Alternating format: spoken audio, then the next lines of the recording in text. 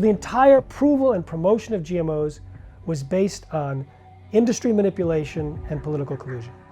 They put this out on the market without doing the close evaluation of what actually gets damaged and changed as a result of the process of genetic engineering. If you look at 30 or 35 or 40 different diseases in the United States, they're all going up in parallel with the increased use of GMOs or the Roundup that's sprayed on those GMOs.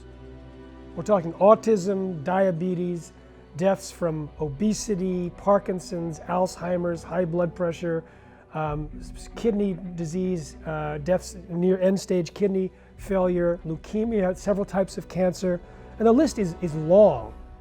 How is it that GMOs could possibly contribute to all of these different diseases? So we look at three categories. The first category is the genetic engineering process itself. It could increase allergens, toxins, create nutritional problems, even lead to new diseases. The second category is from the corn that produces its own toxic insecticide called Bt toxin. It's bacteria, soil bacteria. And it produces a natural toxin that pokes holes in the guts of insects, certain insects, and kills them. But the biotechnologists decided to put the gene from the bacterium into the corn plant. And it's in every single cell of the corn. And it produces the Bt toxin thousands of times greater concentration than is used in the spray. So we're eating a corn that can possibly poke holes in the walls of our intestines. Now the intestines walls are only one cell thick. If you can poke a hole in that, that's leaky gut, permeable gut. And then you end up with a system that is correlated with cancer, heart disease, Alzheimer's, Parkinson's, inflammation, autoimmune disease, and allergies, among others. The third is the Roundup and the glyphosate-based herbicides. Glyphosate was originally patented as a cleaner, an industrial cleaner to clean boilers and pipes. And that's because it was patented as a chelator. It grabbed onto the minerals. Minerals are absolutely essential for certain metabolic pathways to function. And one of those pathways is called the shikimate pathway, which Monsanto bragged out loud that, well, humans don't have the shikimate pathway, but the gut bacteria have a shikimate pathway. The gut bacteria use the shikimate pathway to produce the building blocks, the aromatic amino acids, that produce the neurotransmitters that we all know and love, serotonin, melatonin, and dopamine. If we're not producing enough of these neurotransmitters, that could explain a lot of these problems. The depression, the anxiety, the stress from the serotonin. Also the regulation of blood sugar. Also the ability to say, I'm full, I can stop eating. That's in the domain of serotonin. Melatonin, the sleeplessness. You can track sleep disorders and insomnia with the increased use of glyphosate sprayed on Roundup Ready soy and corn. And the dopamine linked to Parkinson's disease and also other things also linked to these particular diseases and disorders. In the late 90s, the different GMO companies pooled money together, spending $50 million a year for 5 years to convince Americans and other developed country citizens that GMOs were needed to feed the world. And this has become like basically the background story, even though it's entirely untrue. GMOs have nothing to offer to feed the hungry world, eradicate poverty, or create sustainable agriculture. I was giving a lecture at MIT. I also asked the audience, please share with us anything that you noticed when you switched to non-GMO, any improvements. And a woman stood up and she said, my 6.5-year-old was out of control and he was violent and they wanted to kick him out of school. And I saw your movie Genetic Roulette. So I changed his diet, all the problems went away. I said, how long did it take? She said, 1 week. Wow. And then she paused and said, within a month, I had a new son. Non-GMO is not enough. Buy organic. Do you want to feed your kids poison, knowing that it's going to cause some kind of slow deterioration? Or do you want to see who's in there that's been suppressed by that food and let that boy or girl come out with full energy and intelligence. I mean, it's amazing the kind of stories that I'm hearing about the transformation that occurs, especially in children.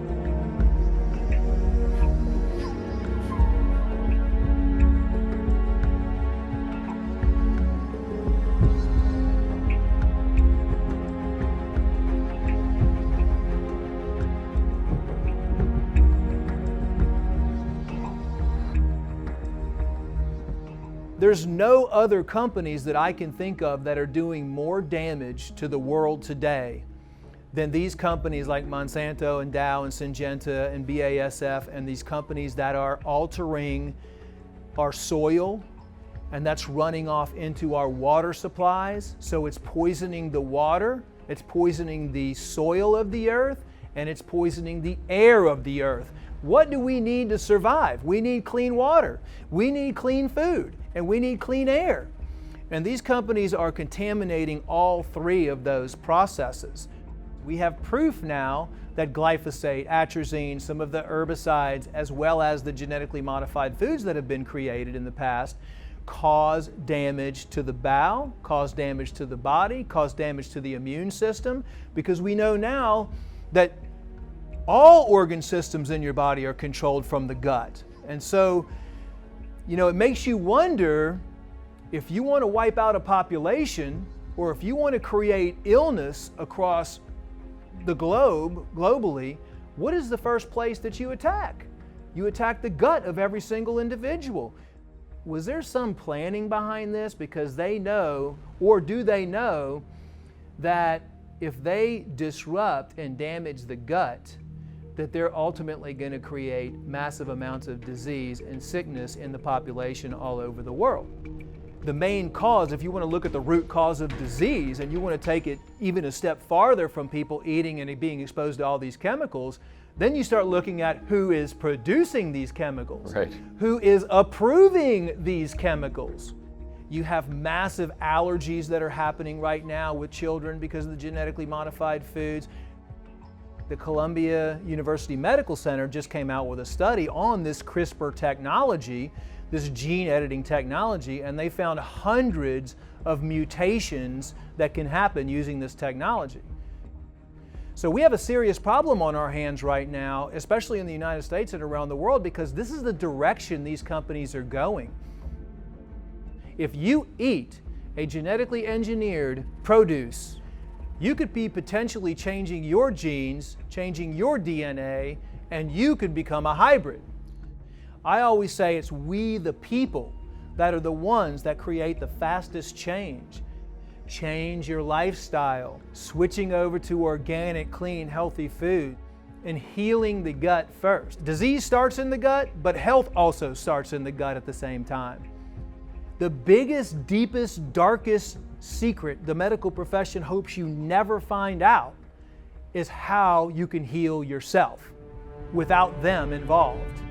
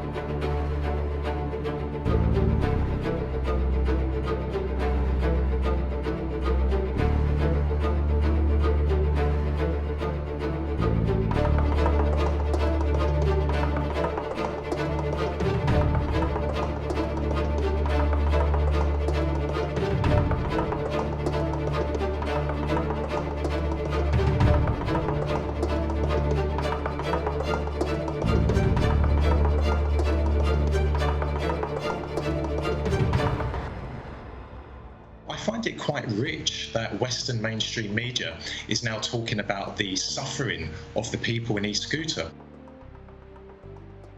Well, where was Western mainstream media in the last 6 years when the inhabitants of that region have been suffering so terribly at the hands of terrorists who are being backed by the Americans and the British? And let us not forget as well, on a daily basis for the last 6 years, the terrorists in Síria-Guta have been mortaring and have been firing rockets into Damascus. They have been aiming at schools, hospitals, nurseries. Indeed, last week, they killed a large number of children. But would it not be naive to say that Syria's treatment of its civilians is equally as bad? I mean, we've only seen in this attack yesterday the use of chemical weapons, chlorine gas. You are relying on the white helmets. They are a propaganda weapon of the terrorists, and they are the brainchild of the British government.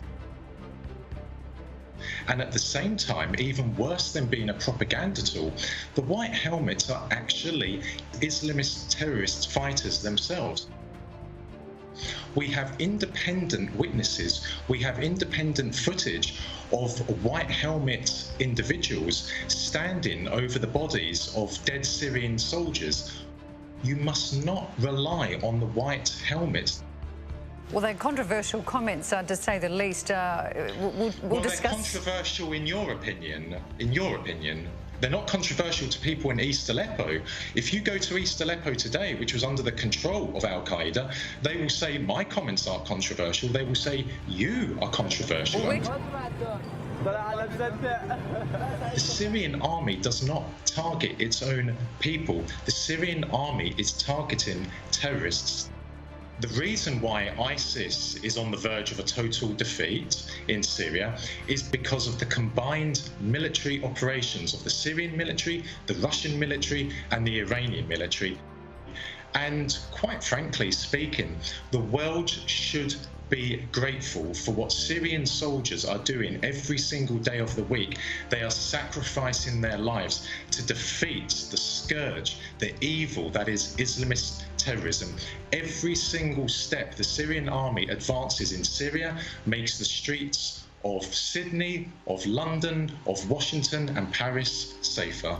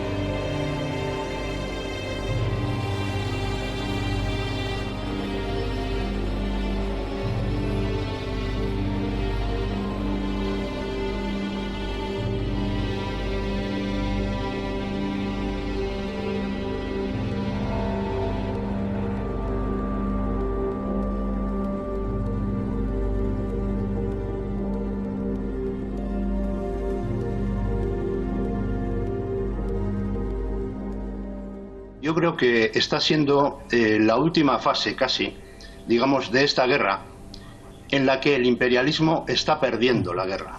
Los que han creado esta guerra, es decir, Estados Unidos y sus aliados, Israel, Gran Bretaña, Francia, Arabia Saudita, Turquía, etcétera, etcétera, han perdido prácticamente todo Siria.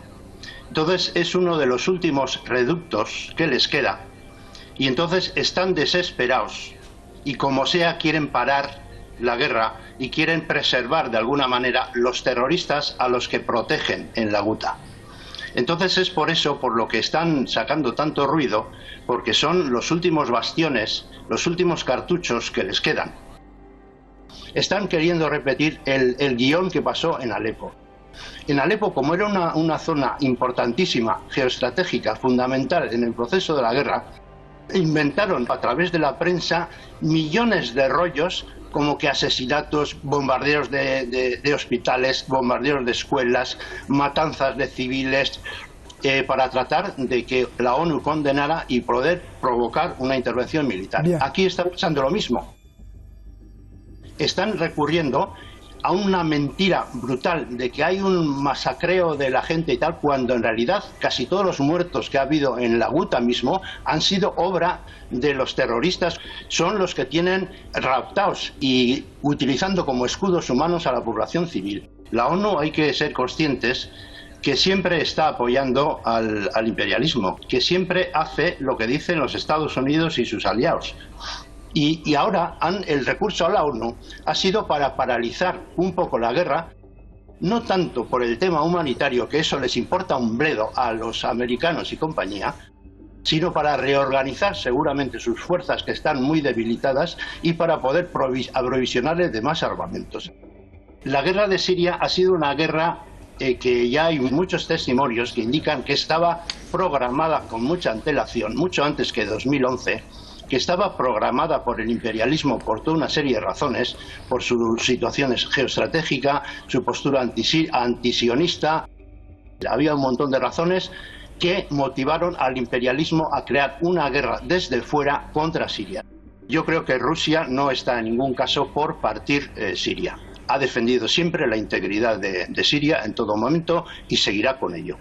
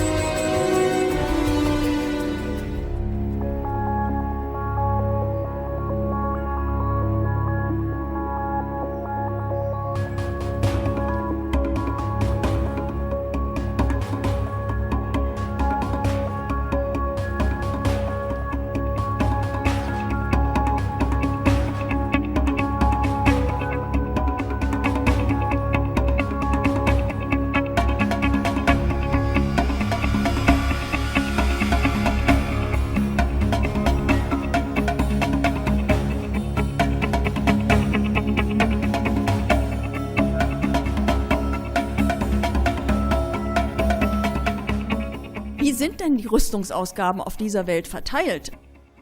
Also so wie das öffentlich debattiert wird, hat man ja das Gefühl, Russland hat einen riesigen Rüstungshaushalt. Und die arme NATO ist so weit im Hintertreffen, dass sie jetzt endlich ein bisschen mehr aufrüsten muss, um da aufzuschließen. Wenn man sich die realen Zahlen anguckt, ist es völlig anders. Alleine die USA geben im Jahr 600 Milliarden Dollar für Rüstung aus. Und da sind die Zusatzausgaben, die der Trump jetzt plant, noch gar nicht drin. 600 Milliarden. Die europäischen NATO-Staaten geben 300 Milliarden Dollar pro Jahr für Rüstung aus. Macht zusammen einen riesigen Berg von 900 Milliarden Dollar, die für Panzer, für Raketen, für sogenannte Raketenabwehr und für Militär rausgeschleudert und verschleudert werden. 900 Milliarden. Und wenn ich dann angucke, was gibt Russland dafür aus, das sind 60 Milliarden. Ich finde auch 60 Milliarden noch zu viel.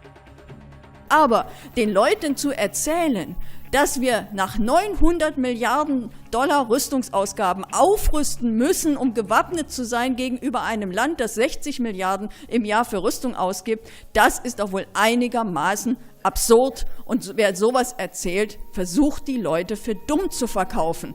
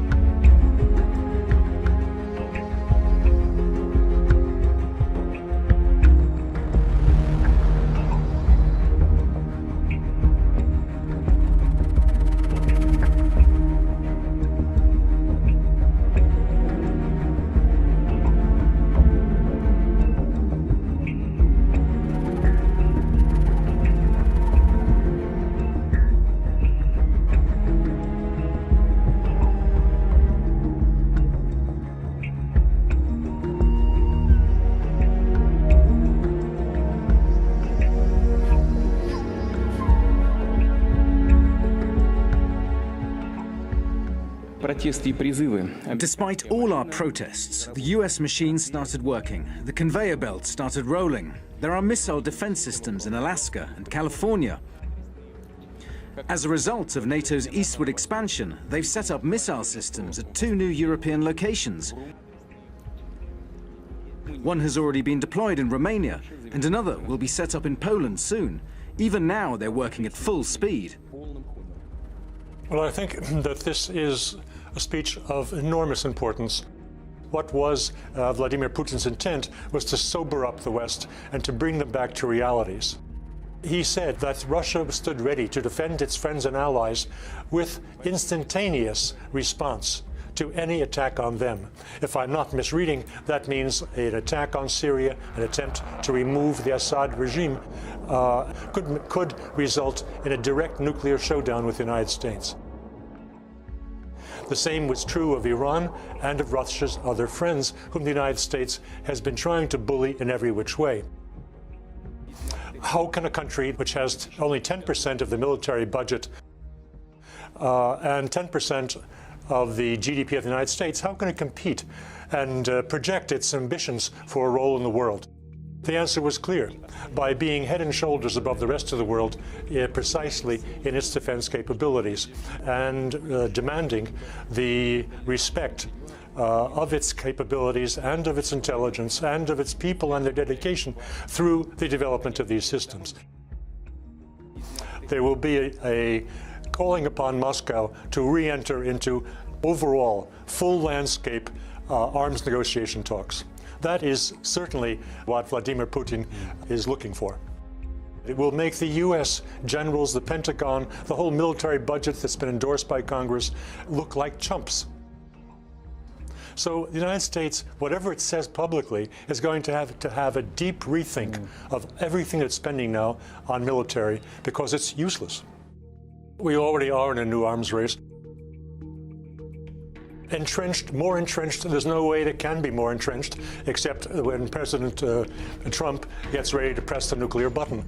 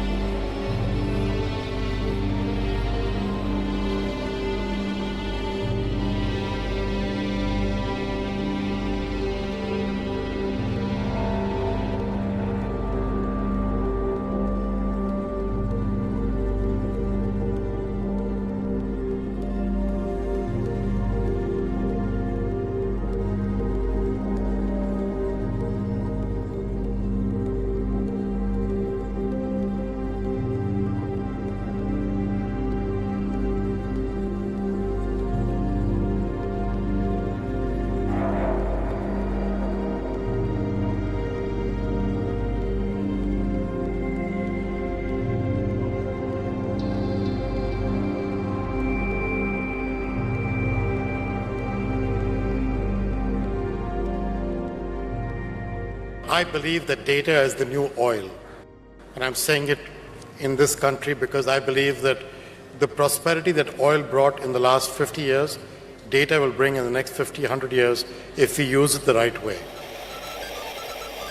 So data is the new oil, and we are entrusting this new oil, this new prized commodity, into the hands of the likes of the CEO of MasterCard and his monopolist corporate cronies. Yeah, that sounds like a good idea.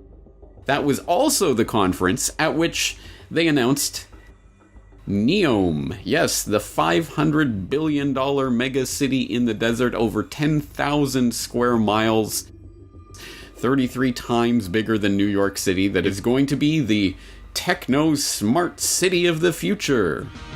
One of the main goals of NEOM will be to diversify Saudi Arabia's economy in an attempt to move it beyond oil. Are you starting to see some of the linkage right now between this move to the post-carbon world and the post-carbon economy and the monopolization of the next tool of control? Data. This isn't just about smart appliances.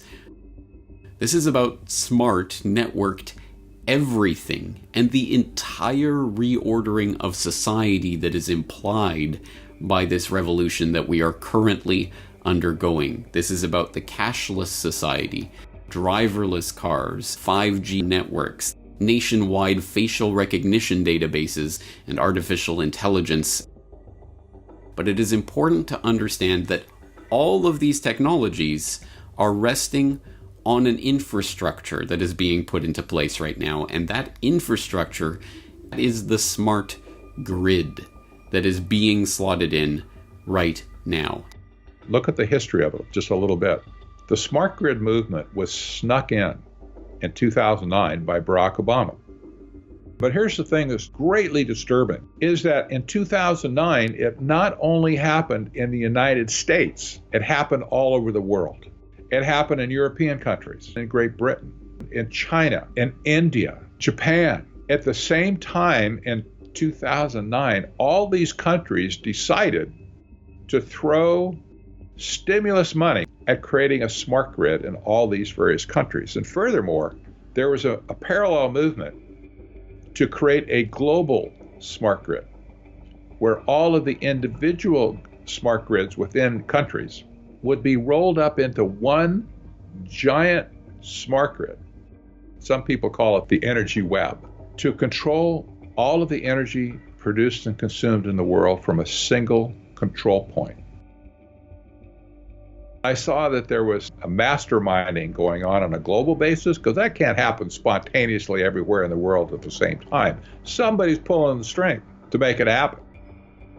If the smart grid could be effectively scuttled, it would set their plans back 100 years. This is a coordinated global campaign that is ongoing right now to sell the public on this great new thing that's going to transform our world and is going to be the thing that our society depends on. In the 20th century, it was oil. In the 21st century, it's data. And more specifically, the things that can be done with oil, the things that can be done with data. And those are going to be the products that they sell to us as we happily buy our way into our own enslavement. The oligarchs of old are the datagarchs of our current age, and they are going to try to rule you, your family, and everyone around you. This is the technocratic nightmare that we are being steered into, and we have to steer ourselves away from that with all our might. There is just too much at stake here.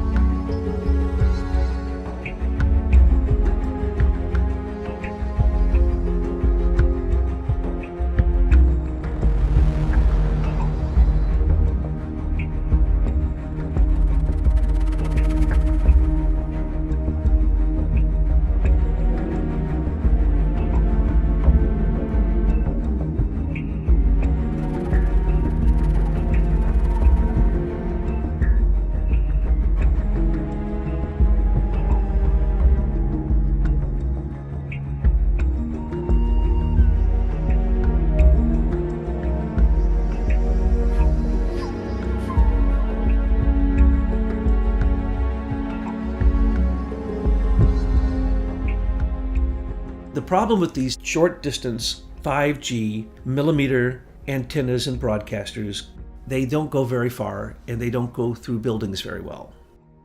So they already invented a new type of antenna that would make all of these completely obsolete. Because we're soon going to have it in space, Google or Alphabet, Eric Schmidt, already had the contract to put into space Wi-Fi broadcasters on satellites for the military, space super servers. As he has a system where he only needs to now add 3,000 more satellites and he will have complete global 5G Wi-Fi dominance of the world.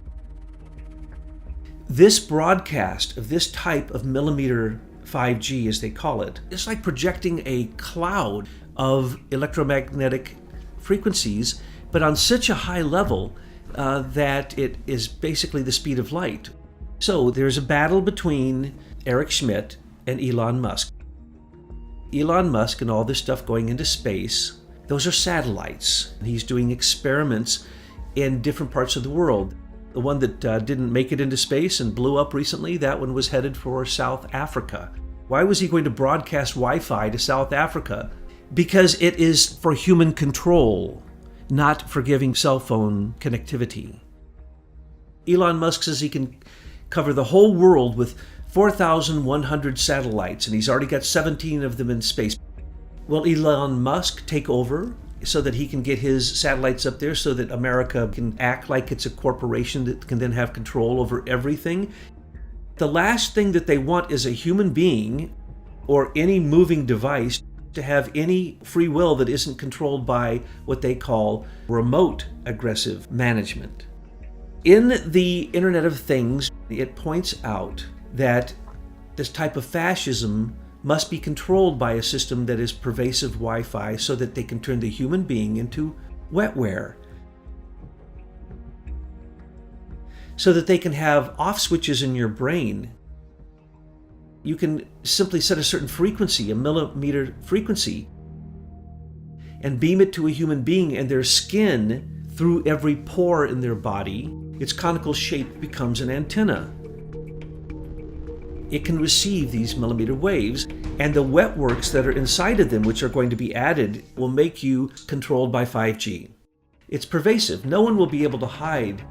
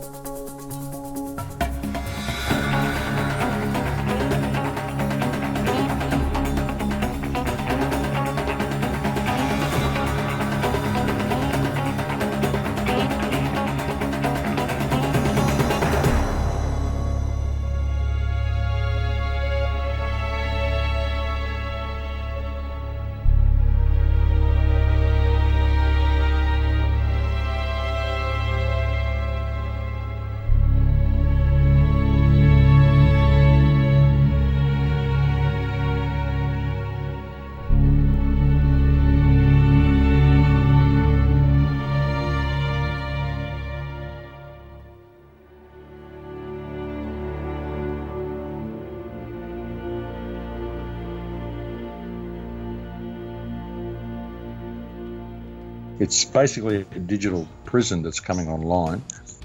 It's a prison whereby everything will become digital, like all transactions will become digital.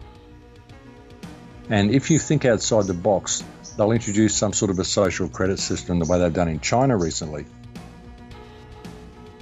They basically just deny you from certain services. The way they're doing it is they're penalising people through this social credit system, which basically forces them outside of the general box of society and forces them into a life where they've basically got no other option than to commit crime, steal to get what they want or whatever. And so they end up in the smart prison system. So that's the way they're going to be dealing with dissenters. You walk into a supermarket, pick up what you want and walk out. It detects everything you've picked up. They're all microchipped.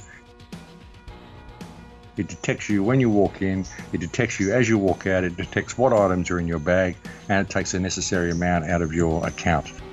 Like the situation in China, there's actually 7 million people, I think, been locked out of essential services in China because of this social credit system.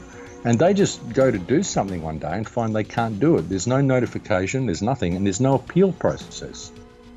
There's no one they can write to, there's no one they can ring. What they just have to do is start behaving the way the government wants and try to accrue those points again so that they have access to the basic services that everybody else has. So that's the sort of system we're heading into. A system that is, there'll be two types of humans, desirables and undesirables. This smart grid is coming online in every single country underneath everything else. And the smart grid is the new world order. And it's been rolled out under the guise of convenience. I think all these governments work together to do what they wanted to do. And it's all about bringing this whole smart grid online. And it's always been about bringing this smart grid online. So yeah, I think it's a huge play on behalf of government.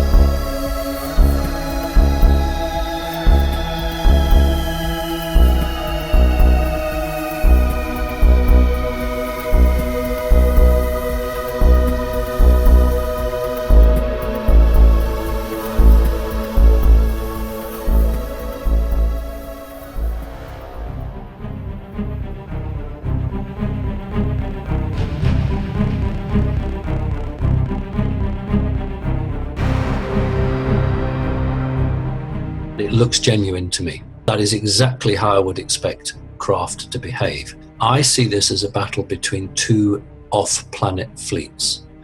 One certainly belonging to the secret government, but largely piloted by non-humans. The technology of off-planet aliens is still superior to that of the secret space program. The flashes that you saw were not just weapons being fired, they were when you put the craft into super charge. It allows you to strengthen the force field, for want of a better word, or jump through space and time. So what I believe we're watching there is a battle for the Earth between beneficial off-planet entities, and I suppose we'd call them cabal entities, trying to fight for the status quo.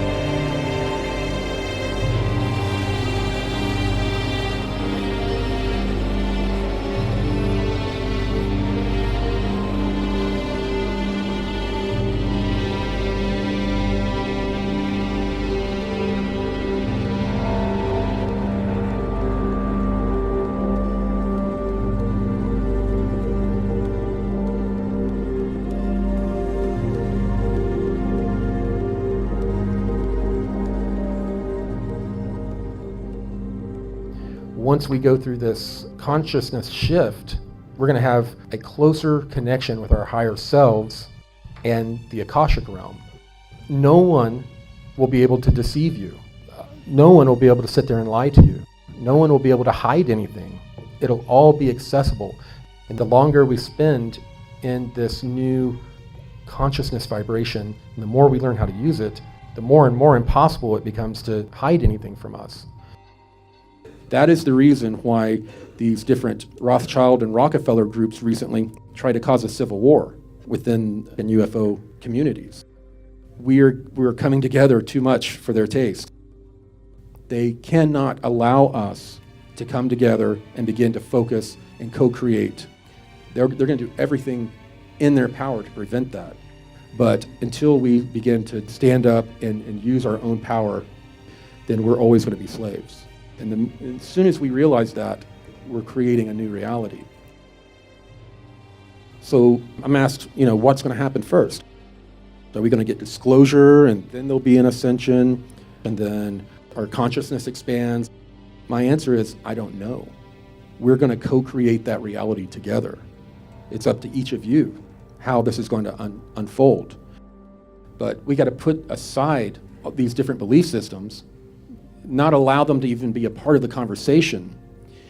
We have to come up with a common goal, and our common goal is we want to know. We want disclosure. That is the bind that will bring us together and allow us to co-create the disclosure we want. If we're going to wait for our government to walk up to a podium, or the Pope or anyone else, and say, okay, there are aliens, well, we're going to wait forever. We have to force the situation. We have to become very active. We have to come together, organize. When we get a full disclosure, it's going to be like a punch in the gut. All of our little belief systems are going to be destroyed before our eyes. Even us, we're not going to be hopping up and down and celebrating. We're going to be sitting there next to everyone else with our jaws on our chest. That's going to include all of the pedophilia stuff. It's going to include all of the galactic slave trade. Very, very upsetting things. People like us, we will be able to deal with it better than those who are totally asleep. But if we get disclosure, we're going to basically have to go and counsel our families. All of us are going to be shocked. None of us are immune. What we need to understand, this disclosure that we're asking for is extremely important for us to be able to move on as a species. They're going to be this Nordic group and a couple other very human-looking groups are going to be working with us to reduce the shock on our civilization. We're going to have a very visceral reaction to beings that don't look like us. So for our own comfort level, the beings that are more genetically compatible with us are going to begin to interact with us and help us not only adjust to the energies, but to understand the consciousness aspect. And they're going to come in and say, okay, there's been a change. You see things differently, you think differently, you know each other's thoughts. There are no lies that can be had between you. And they're going to take us by the hand as a loving cosmic family member, and they're going to assist us. They're not going to do the work for us. We've got to come together, organize, and begin to demand disclosure. And the best way to do that is not to go out and talk about little green men. The best way to get this out is to talk about the technologies, the suppressed technologies. There's been cures for cancer for 70 years. Every living thing has a bioneural frequency, and they can nullify that frequency. They can go in and detect, okay, here's the frequency of this cancer. And then they apply a field to it that just turns it off. It's that easy. We have a part to play. We can't sit back and wait for an announcement. We can't sit back and wait for a positive ET group to come in.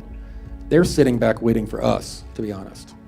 They're waiting for us to activate. We have to be a part of a solution. What they want us to know is you don't need religions, you don't need saviors. You are the one that you've been waiting for.